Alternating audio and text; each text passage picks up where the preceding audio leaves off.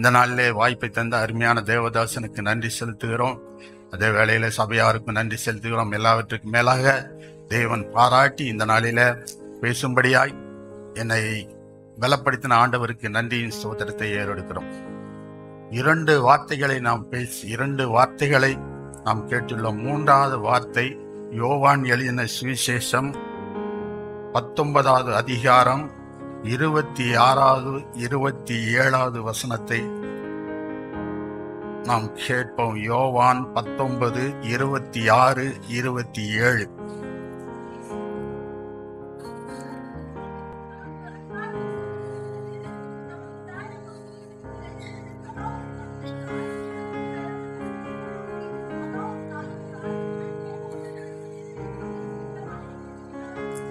ஒரு நிமிடம் நம்மை கண்களை மூடி தலைகளை தாழ்த்துவோம்.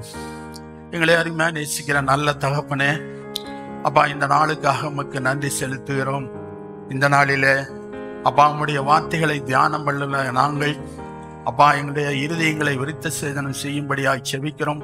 வாயின் வார்த்தைகளும் இருதயத்தின் தியானமும் உமது சமூகத்திலே பிரீதியாய் இருப்பதாக. ஆமேன்.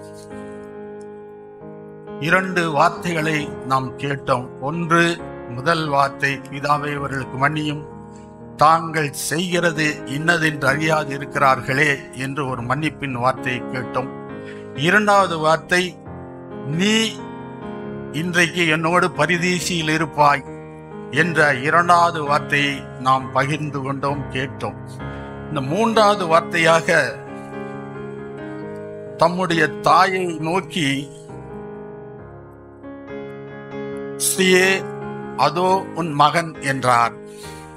பின்பு அந்த சீசனை நோக்கி அதோ உன் தாய் என்றார். அந்நேரம் முதல் அந்த சீசன் அவரை தன்னிடமாய் ஏற்றுக்கொண்டான் என்று யோவான் எழுதின சுவிசேஷத்துல நாம் பார்க்கிறோம். இதனால வருஷம் இதை குறித்து நாம் தியானித்துக் கொண்டிருக்கிறோம். ஒவ்வொரு வருடமும் இந்த சிலுவை பாடுகளை குறித்து தியானித்துக் கொண்டிருக்கிறோம். இதிலே நம்முடைய வாழ்க்கை முறைகளை நாம் தியானித்து நம்முடைய வாழ்க்கை முறையை நெறிப்படுத்துகிறோமா என்று சிந்தித்து பார்க்க வேண்டும். ஒருவேளை இந்த வசனத்தை கேட்கிறதுனால, இந்த பேசுகிறதுனால நம்முடைய வாழ்க்கை எப்படி இருக்கிறது, நம்முடைய வாழ்க்கை சீர்படுத்திக் கொள்கிறோமா என்று நாம் சிந்தித்து பார்க்க வேண்டும். ஏனென்று சொன்னால், தேவகுமாரனாய் இருந்த ஆண்டவர் நமக்காக மனிதனாய் பிறந்து நமக்காக பாடுகள் அனுபவிக்கப்பட்டு சிலுவையிலே அடிபட்டு ரத்தம் சிந்து மரித்து 3ஆம் நாள் உயிர் தெழுந்து இன்றும் நம்மோடு ஜீவனாய் இருக்கிறார். ஆகவே நம்முடைய வாழ்க்கை நெறிமுறையை நம் ஆண்டவர் நமக்கு கற்றுக் கொடுத்து இருக்கிறார். அப்போ இந்த சூழ்நிலையில தான் அவன் உலகத்திலே 1000 அதிசயங்கள் அற்புதங்களையும் பிரசங்கங்களையும் செய்தாலும் குடும்பத்தின் மேல் ஒரு கரிசனை உள்ள ஆண்டவராய் காணப்பட்டார். அப்படி இருக்கிற நேரத்துல தான் அந்த மூன்றாவது வார்த்தையில சொல்லுகிறார், தன்னுடைய ஜீவன் போக போகுது என்பதை உணர்ந்து கொண்ட ஆண்டவர் தன்னுடைய தாயை தனியே விட்டு செல்கிறோமே என்ற நோக்கத்தோடு, ஒருவேளை அவர் நல்ல துக்கத்தோடு இருக்கும்போது அவர் சொல்லுகிற வார்த்தை தான் அவர் தாயை குறித்து அதோ உன் மகன் என்று சொல்லுகிறார். அது மாத்திரமல்ல, அந்த சூழ்நிலையில பார்க்கிற போது 19, 25வது வசனத்தை நாம் வாசிக்கும் போது, இயேசுவின் சிலுவையின் அருகே அவருடைய தாயும் சகோதரிய கிளையப்பா மரியாளும் மகதலேனா மரியாளும் நின்று கொண்டிருந்தார்கள் என்று அந்த சிலுவை காட்சியை நமக்கு அப்படியே முன்னாடி கொண்டு வந்து நிறுத்துகிறார். அப்ப அந்த சிலுவை காட்சியை நாம் பார்க்கும்போது சிலுவையின் அருகிலே யார் இருந்தார்கள் என்று நமக்கு வெளிக்காட்டக்கூடியவராய் யோவான் இருக்கிறார். அப்போ அந்த சூழ்நிலையை நாம் பார்க்கிறோம். அவர் அடிபட்டு சாட்டைகளால் அடிக்கப்பட்டு பிரேதம் உடலை கிழிக்கப்பட்டு கொண்டு வர நேரத்துல கூட இருந்த சீசர்கள் எல்லாம் தப்பி ஓடி போனார்கள். இன்னும் சொல்ல போனா, பேதுரு அவரை அறியேன் என்று சொல்லி சத்தியம் பண்ணி ஓடிவிட்டான், தப்பித்து போய்விட்டான். ஆனால் கூட வந்தது சில ஸ்திரீகளும் அவரோடு அன்பா இருந்த சீசன் யோவான் என்று எழுதியிருக்கிற வசனத்தின் பிரகாரமா நாம் கண்டுகொள்கிறோம். ஆக எல்லாமே போயிட்டாங்க. அவர் கஷ்டப்படுற நேரத்துல எல்லாமே ஓடி ஒளிந்து கொண்டார்கள். ஆனால் அவருடைய தாயும் சகோதரிகளும் அன்பா இருந்த சீசனும் தாயின் அருகிலே நின்று கொண்டிருந்தார், சிலுவையின் அருகிலே நின்று கொண்டிருந்தார்கள் என்று வேத வசனத்தை வாசிக்கிறோம். அவர் 1000 அற்புதங்கள் செய்தாலும் குடும்பத்தின் மேல் கரிசனையுள்ளவராய் காணப்பட்டுதான் இந்த வார்த்தை சொல்லுகிறார். அப்போ பார்க்கிறோம், இதுல இந்த சம்பவத்துல 3 பேர் உடன்படுகிறார்கள். ஒன்று, முதலாவது இயேசு கிறிஸ்து. இரண்டாவது அவருடைய தாய் மரியாள், மூன்றாவது ஸ்டீசன். அப்ப அந்த 3 பேர் ஒரு குடும்பமாய் ஒரு குடும்பமாய் அவரை உட்படுத்தி ஆண்டவராகிய இயேசு சொல்லுகிறார், இதோ உன் மகன் என்று சொல்லி அந்த அருமையான சீசனை காமிக்கிறார். அப்போ அந்த மரியாளை குறித்து நாம் சில காரியங்களை பார்க்கும்போது, மரியாள் ஒரு கன்னிகையாய் இருந்து பரிசுத்த ஆவியினாலே தன்னுடைய மகனை பெற்றெடுத்தாள் என்று வேத வசனம் சொல்லுகிறது. அப்போ ஒரு கன்னிகை கர்ப்பவதி ஆகிறது என்பது சாதாரண காரியம் அல்ல. உலகம் இழுத்து பேசக்கூடிய சூழ்நிலை உண்டு, பல பேர் பலவிதமாய் பேசக்கூடிய சூழ்நிலை இருந்திருக்கும். ஆனால் அதை கண்டுகொள்ளாத மரியாள் ஒரே ஒரு வார்த்தை சொன்னார், இதோ நான் உனக்கு அடிமை என்று சொல்லி ஆண்டவர் சொன்னதை, தேவதூதனை சொன்னதை ஏற்றுக்கொண்ட மரியாளாய் தன்னை தாழ்த்தி அவர் என்ன சொன்னாரோ அதை ஏற்றுக்கொண்ட மரியாளாய் நாம் இந்த நேரத்தில் அதை பார்க்கிறோம். ஏனென்றால் மரியாள் அன்புள்ள மரியாளாய், ஒரு அன்புள்ள மரியாளாய் இருந்தவ மாத்திரமல்ல, அன்புள்ள தாயா இருந்தால், ஆண்டவருக்கு அன்புள்ள தாயா இருந்தால் அவருக்கு செய்ய வேண்டிய பணிவிடைகளை செய்து தன்னுடைய வாழ்க்கையை சீர்படுத்திக் கொண்டு எதை குறித்தும் கவலைப்படாதபடி, ஒருவேளை அவன் நினைச்சிருக்கலாம், நான் ஒரு தேவகுமாரனை நான் பெற்றெடுத்திருக்கிறேன், தேவகுமாரன் என்னுடைய மகனா இருக்கிறான் என்று சொல்லி பெருமை கொள்ளாதபடி ஒரு அன்பாய் இருந்து தாழ்மையாய் இருந்து தன்னை தாழ்த்தி கொண்ட நல்ல ஒரு ஸ்திரீயாய் காணப்பட்டாள் என்று நாம் அறிந்து கொள்கிறோம். இந்த வேதத்தின் மூலமாய் அறிந்து கொள்கிறோம். அது மாத்திரமல்ல, அவள் கிருபை பெற்றவளாய் காணப்படுகிறாள். அவள் தேவதூதன் முதலாய் அவளை பார்க்கிறப்ப சொல்ற வார்த்தை, கிருபை பெற்றவளே நீ வாழ்க, ஆண்டவரனை ஆசீர்வதிக்கப்பட்டவாள். அப்ப கிருபை பெற்றவளாகவும் ஆசீர்வதிக்கப்பட்டவளாகவும் மரியாள் காணப்படுகிறாள். அது மாத்திரமல்ல, லூக்கா 1:48 சொல்றாங்க, அவள் பாக்கியவதி, அவள் பாக்கியவதி என்று வேத வசனம் அந்த லூக்கால சொல்லுது.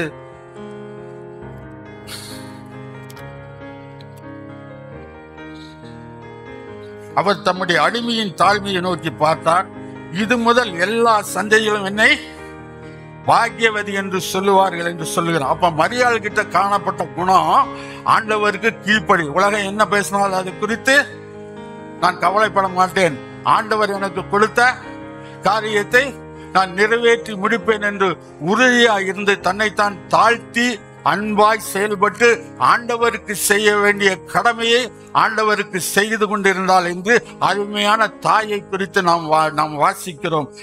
அப்பேற்பட்ட தாய் இந்த நேரத்தில் தனியா விட்டு போகக்கூடாது என்று சொல்லிவிட்டு என்ன சொல்றாரு, தன்னை அருமையான தாயை கூப்பிட்டு, இதோ உன் மகன், அந்த மகனை கூப்பிட்டு, அப்போ அந்த மகன் யாரு என்று பார்க்கும்போது யோவான்.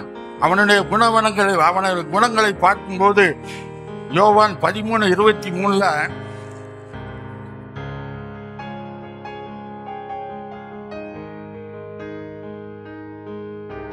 அந்த சமயத்தில் அவருடைய சீசனில் இயேசுவுக்கு அன்பாக இருந்த ஒருவன் இயேசுவின் மார்பிலே சாய்ந்து, யோவானுக்கு என்ன வேலைன்னா ஆண்டவர் எங்க போறாரோ அங்கெல்லாம் கூட போறது, நேரம் கிடைக்கிற போது மற்ற நேரங்களில் அவரோட மார்பில் சாய்ந்து கொண்டு அன்பை வெளிப்படுத்தக்கூடிய சீசனாய் அன்பான யோவான் காணப்பட்டான் என்று சொல்லுகிறார். அப்போ இந்த சிலுவையிலே அவர் தொங்கிக் கொண்டு இருக்கிற போது பார்க்கிறாரு, தன்னுடைய தாய் தனியே விடப்பட்டவளாய் இருக்கிறாள் என்று உணர்ந்து கொண்ட ஆண்டவர் அவளை தனியே விட்டுவிடக்கூடாது என்று சொல்லி ஒரு பந்தத்தோடு, ஒரு குடும்ப பாசத்தோடு தனியே விட்டுவிடக்கூடாது என்று சொல்லி அருமையான தாயை பார்த்து சொல்லுகிறார், இதோ உன் மகன். அவன் அன்பாய் இருந்த சீசனை பார்த்து சொல்லுகிறார், இதோ உன் தாய். அன்று முதல் அவன் தன்னை தாயாய் ஏற்றுக்கொண்டான் என்று வேதவசனம் சொல்லுகிறது. ஆக உலகத்திலே நன்மை செய்கிறவராக சுற்றி திரிந்து பலவித அற்புத அதிசயங்களை செய்தாலும் அவருக்கு குடும்பம் என்று ஒன்று இருந்ததை அவர் அறிந்து கொண்டவராய் இந்த நேரத்தில் பார்க்கிறார்.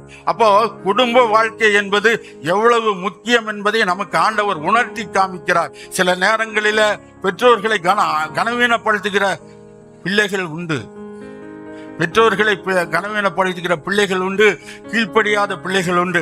அவர்களுக்கென்று சொல்லுகிற ஆண்டவர் என்ன சொல்லுகிறார் என்று சொன்னார், அவர் ஆண்டவர் கீழ்ப்படிந்தவராக காணப்படுகிறார். யோவான் 21:20 யோவான் 21:20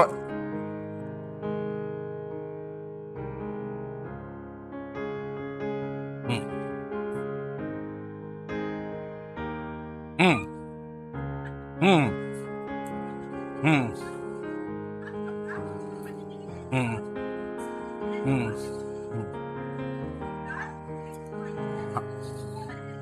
அப்போ இப்ப பாக்குறோம், அங்கேயும் அவன் மார்பிளை சாய்ந்து கொண்டா. அப்ப இயேசு சொல்றார், ரொம்ப கஷ்டப்பட்டு சொல்றாரு, என்னை காட்டி கொடுக்கிறவன் ஒருவன் இந்த கூட்டத்துல இருக்கிறான்னு சொன்னோன்ன ரொம்ப சங்கடப்ப. அப்போ அவன் மார்பிளை சாய்ந்து கொண்டு தன் அன்பை வெளிப்படுத்தக்கூடியவனாய் காணப்பட்டு கொண்டிருந்தான்.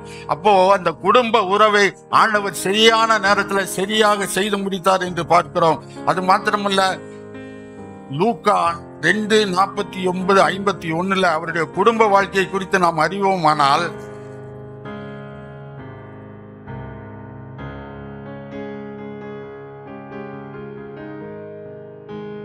ம் ம் ம் போதும் போதும். அப்போ ஒரு நாள் அவரு பஸ்கா பண்டிகைக்கு 12 வயது, அவருக்கு 12 வயதா இருக்கிற போது பஸ்கா பண்டிகைக்கு தன் பெற்றோர்களோட செல்லுகிறார். போயிட்டு அங்க காணாம போயிடுறாரு. திரும்பி வந்த பெற்றோர்கள் திரும்பி வந்துடுறாங்க. அப்போ 2-3 நாள் கழிச்சு அவங்கள தேடி போகிற போது அவர் எங்க இருந்திருக்காரு? ஆலயத்துல உட்கார்ந்து கொண்டு போதகத்தை கேட்டுக்கொண்ட இருந்தவராக இருக்கிறார். அப்ப அவங்க தாய் அவரை பார்த்து சொல்றாங்க, நீ எங்களோட வராமட்டு நாங்க காணான்னு தேடி வந்திருக்கிறோம் என்று சொல்லும்போது அவர் சொல்றாரு, நீங்கள் ஏன் என்னை தேடினீர்கள்? நான் பிதாவுக்கு அடுத்தபடியாய் நான் இருக்க வேண்டிய நல்லவ என்று சொல்லி தன்னுடைய காரியங்களை தன் தாயினோடத்துல வெளிப்படுகிறார். அது மாத்திரமல்ல, 50வது வசனத்துல சொல்லுது, பின்பு அவர் அவர்களுடைய கூட போய் நாசரேத்திலே சேர்ந்து அவர்களுக்கு அப்ப அந்த கீழ்ப்படியை என்னும் காரியம் ஆண்டவர் அந்த நாளிலே வெளிப்படுத்தி காமித்தார். யாருக்கு கீழ்ப்படிந்து யாருக்கு கீழ்ப்படிந்தார்? தாய் தந்தைக்கு கீழ்ப்படிந்தார், பெற்றோருக்காய் கீழ்ப்படிந்து காமித்தார். ஏன்னு சொன்னா, அவன் மனுஷகுமாரனாய் இருந்து, அவர் தேவகுமாரனாய் இருந்து மனுஷகுமாரனாய் பிறந்தது என்னன்னா, வாழ்க்கையை கற்றுக் கொடுக்கக்கூடிய ஆண்டவராய் நம்முடைய ஆண்டவர் இருந்தார் என்று பார்க்கிறோம். ஒரு குடும்பத்துல இப்படித்தான் இருக்கணும், ஒரு மனிதன் இப்படித்தான் இருக்கணும், இப்படித்தான் இவனுடைய பிறப்பு இருக்கணும், இப்படித்தான் இவனுடைய நடக்கை இருக்கணும், இப்படித்தான் இவனுடைய இறப்பு இருக்கணும் என்று கடைசி வரை வாழ்ந்து காட்டியவர் ஆண்டவராகிய இயேசு கிறிஸ்து. ஆகவே குடும்பத்தின் மேல் கரிசனை உள்ளவராய் ஆண்டவராகிய இயேசு காணப்பட்டார் என்று பார்க்கிறோம். அப்ப இந்த சம்பவத்துல கடைசி நேரத்தில் ஆண்டவர் இந்த 3வது வசனத்தை சொல்லும் போது ஒரு புதிய உறவை ஏற்படுத்தி கொடுக்கக்கூடிய ஆண்டவராய் காணப்பட்டார். நம்முடைய பிள்ளைகள், குடும்ப பிள்ளைகள் எப்படி நம்முடைய பெற்றோருக்கு கீழ்ப்படிந்து நடக்க வேண்டும் என்ற காரியத்தை காண்பித்து கொடுத்தார். சாதாரணமா நாம நினைக்கிறோம், ஒரு பிள்ளைக்கு புத்தி சொல்லணும்னா என்ன சொல்றோம்? எபேசியர் 1ஆம் அதிகாரத்தை எடுத்து 3வது அதிகாரத்தை 3 வசனத்தை நாம் வாசிக்கிற, பிள்ளைகளே கர்த்தருக்கு கீழ்ப்படிந்திருங்கள் என்று சொல்ற வார்த்தை. அப்போ பிள்ளைகளே என்பது யார் அப்படின்னு சொன்னா, நாம சாதாரணமா இப்ப எடுத்துட்டோம்னா இந்த மாதிரி குழந்தைகளை சொல்றோம், இல்லாட்டி வாலிப பிள்ளை சொல்றோம். ஆனா கல்யாணம் திருமணம் ஆகியும் பெற்றோர்கள் உண்டு, அநேக பெற்றோர்கள் உண்டு. திருமணம் ஆகிய குழந்தை பெற்று அதுக்கு அந்த குழந்தைகளுக்கு தாத்தா பாட்டி கூட உண்டு. அப்போ நாம சொல்றது காரியங்கள் என்னன்னா, குழந்தைகளை பார்த்து நாம் சொல்லிட்டு நம்முடைய காரியத்தை செய்து கொண்டு போறோம். அது அல்ல, அப்படி இல்லை. ஏன்னா இப்ப எனக்கு வயசானாலும், எனக்கு தாய் தந்தை இருந்தாலும் அவங்க எனக்கு பெற்றோர்கள், அவர்களுக்கு நான் கீழ்ப்பணிந்து நடக்க வேண்டும். அப்ப இந்த காரியங்கள் எல்லாம் ஆண்டவராகிய இயேசு கிறிஸ்து நமக்கு கற்றுக் கொடுத்து போயிருக்கிறார். ஆகவே குடும்பத்திலே நல்ல ஒரு சமாதானத்தை நாம் உண்டு பண்ணி கொடுக்கணும். பெற்றோர்களுக்கும் மூத்தவருக்கும் கீழ்ப்படிந்து நடக்கணும். ஆண்டவர் சொல்லுகிற காரியங்கள்லாம் பயங்கரமா இருக்கு. பெற்றோருக்கு கீழ்ப்படியாதவர்கள் காரியம் எப்படி நடக்கும் என்று வேத வசனத்துல நாம் கேட்டிருக்கோம். அப்படியெல்லாம் வேண்டாம், அப்படியெல்லாம் நம்முடைய பிள்ளைகள் இருக்க மாட்டார்கள். ஏனென்று சொன்னால், தினமும் நம்முடைய ஆலயத்துல பிள்ளைகளுக்கு என்று போதனை நடக்கிறது. அதனால அந்த போதனையை பின்பற்றி நடக்க வேண்டும். இந்த பிள்ளைகள் எல்லாம் எப்படி இருக்கணும்? நல்ல பெற்றோருக்கும் மூத்தவருக்கும் கீழ்ப்படியுள்ள பிள்ளைகளா இருக்கணும். பெற்றோர்களை மதிக்கக்கூடிய பிள்ளைகளா இருக்கணும். பெற்றோர்களை தப்பன கனவீனப்படுத்தக்கூடிய பிள்ளைகளா இல்லாதபடி பிள்ளைகளை மறித்து பெற்றோருக்கு கீழ்ப்படிந்து நடக்கக்கூடிய பிள்ளைகளாய் காணப்பட வேண்டும் என்று நாம் இந்த காரியத்திலே நாம் பார்க்கிறோம். அது ஒரு புதிய ஒரு உறவை ஏற்படுத்தி கொடுத்த ஆண்டவர் அந்த நாளிலே நம்மை பார்த்து சொல்லுகிறார். நம்மை பார்த்து என்ன சொல்றார்? எல்லோருக்கும் கீழ்ப்படிந்து நடந்து அவர் கற்பனைகளையும் கட்டளைகளையும் கை கொண்டு நடக்கக்கூடிய பிள்ளைகளாய் நாம் எல்லா விதங்களிலும் காணப்படணும். ஆகவே இந்த 3வது வார்த்தை, முதல் வார்த்தை, இந்த 3 வார்த்தைகளை பார்க்கும்போது இந்த 3 வார்த்தைகளும் தனி மனிதனுக்காக பேசப்பட்ட வாழ்க்கை, தனியாக மற்றவர்களுக்காக பேசப்பட்ட வார்த்தைகள். ஆனா 4வதிலிருந்து எடுத்து பார்த்தோம்னா 7 வார்த்தை முடிய தனக்கென்று பேசிக்கொண்ட வார்த்தையை நாம் பார்க்கிறோம். அந்த 2ஆ பிரிக்கிற போது 3 வார்த்தைகள் மற்றவர்களுக்காக நாம் பேசினார். 4வது வார்த்தையிலிருந்து 7வது வார்த்தை வரை தனக்காக பேசினார். 4வது வார்த்தை ஏலி ஏலி, அடுத்தது தாகமாயிருக்கிறேன், அடுத்தது முடிந்தது, பிதாவே உம்முடைய கைகளில் ஆவியை ஒப்புக் கொடுக்கிறேன் என்று மற்ற 4 வார்த்தைகள் தனக்காக பேசி காமித்தார். ஆகவே இந்த நாளிலே ஆண்டவர் நமக்கு காண்பித்து கொடுக்கிற வாழ்க்கை, சொல்லுகிற வார்த்தையை நாம் கைப்பற்றி நடப்போம். முதலாவது தேவனுக்கு கீழ்ப்படிந்து பெற்றோர்களை மதிக்கக்கூடிய காரியங்களை நாம் பார்க்க வேண்டும். ஒரே ஒரு சம்பவத்தை ஆலயத்தில், அந்த சம்பவத்தை மாத்திரம் சொல்லி நான் முடித்துக்கிறேன்.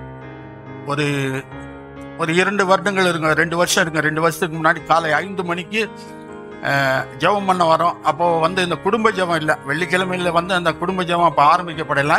ஒரு 2-3 வருஷம் இருக்குன்னு. இப்போ காலையில் 5 மணிக்கு ஜெபம் பண்ணிட்டு வரோம். போதகர் வந்திருக்காங்க, தம்பி கிளின்டனும் இருக்கிறாங்க. நாங்கள் 3 பேர் ஜெபம் பண்ணுறோம். இங்கே பாஸ்டர் இங்கே நிற்கிறாங்க. அங்கே ஒரு 10-20 சேர், இந்த பக்கம் ஒரு 10 சேர், இந்த பக்கம் ஒரு 10 சேர் போட்டுருக்குது. அப்புறம் வந்தவங்க பார்த்துட்டு சொன்னாங்க, என்ன பிரதர் அங்கே இந்த ஒயின் கப்பெல்லாம் அப்படியே இருக்குது, இந்த திராட்சரசமெல்லாம் அப்படியே இருக்குது அப்படின்னாங்க. அப்புறம் இல்லை பாஸ்டர் இங்கே ஒன்றுமே இல்லையே, தெரியலையே அப்படி. நாங்கள் அங்கே உட்காந்துருக்கோம், இல்லை ஒன்றுமே இல்லையே அப்படின்னு. இல்லை எனக்கு தெரியுது அப்படின்னாங்க. அப்புறம் தம்பி கிளின்டன் போய் அந்த சேரெல்லாம் தொட்டு பார்க்குறாரு, கீழே பார்க்குற. அப்புறம் ஜபத்தை முடிச்சுட்டு திரும்ப பார்க்குறாரு, இல்லை அது அங்கேயே இருக்குதுங்க அப்படிங்கிறாரு.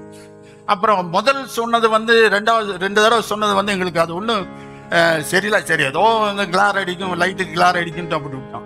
அப்போ அந்த 3வது ஜபத்தை முடிச்சு 3வது தடவை சொல்றப்போ அது பார்க்குறப்ப கொஞ்சம் அப்படியே நடுக்கம் வந்தது. ஓ, ஆண்டவர் என்னமோ வெளிப்படுத்துகிறாரு, அதுமாதிரி போதகருக்கு வெளிப்படுத்துகிறாரு என்று சொல்லிக்கிட்டு அது 3வது தடவை சொன்னோன்னு அப்படியே கொஞ்சம் நடுக்கம் வந்து, அப்போ அப்படி சொல்லிட்டு போயிட்டோம். அப்போ இதை குறித்து அன்னைக்கு முழுமையாக அன்னைக்கு அதே தான், என்ன இப்படி ஆண்டவர் வெளிப்படுத்திருக்காருன்னு கொஞ்சம் பயமும் நடுக்கமும் வந்தது.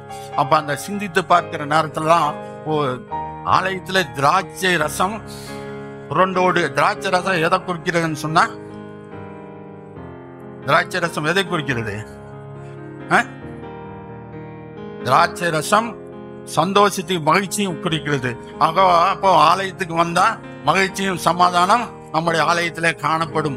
ஆகவே நாம் தவறாமல் ஆலயத்துல எப்பப்போ ஜெபம் நடக்குதோ, எப்பப்போ ஆலயத்துல கூப்பிடுறாங்களோ அதை கலந்து கொண்டு அதில் தேவநாமத்தை மகிமைப்படுத்தும், ஊழியத்தில் ஈடுபடுவோம். ஊழிய வளர்ச்சிக்காக, ஆலய வளர்ச்சிக்காக நம்ம அனுதினமும் ஜெபிப்போம். நம்ம குடும்ப ஜெபம் அவசியம், ஒவ்வொரு நாளும் குடும்ப ஜெபம் அவசியம். அந்த குடும்ப ஜெபத்துல ஒவ்வொரு நிமிடம் நம்முடைய ஆலயத்துக்காக, நம்முடைய ஊழியத்துக்காக, நம்முடைய போதகருக்காக நாம் ஜெபித்து ஜெயம் எடுக்கக்கூடிய பிள்ளைகளாய் காணப்படுவோம். ஆகவே இந்த நாளில் ஆண்டவர் கொடுத்த நல்ல வாய்ப்புக்காக ஆண்டவருக்கு நன்றி செலுத்துகிறேன். மீண்டும் தலைகளை தாழ்த்துவோம். எங்களை அருமையான நேசிக்கிற நல்ல தகப்பனே, இந்த நாளுக்காக நமக்கு நன்றி செலுத்துகிறோம். என் தேவனாய கர்த்தர், அப்பா, உறவின் பிள்ளை, அப்பா சோதரம், தன்னுடைய தாயை பார்த்து அன்பா இந்த சீசனை பார்த்து நீ சொன்ன வார்த்தைக்காக நன்றி தப்புனே.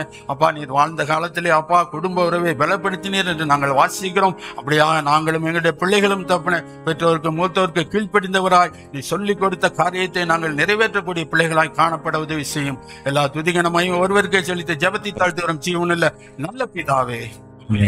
கரங்களை தட்டி நாம் ஆண்டவரை மகிமைப்படுத்துவோம். நல்ல உற்சாகமாக கரங்களை தட்டுவோம்.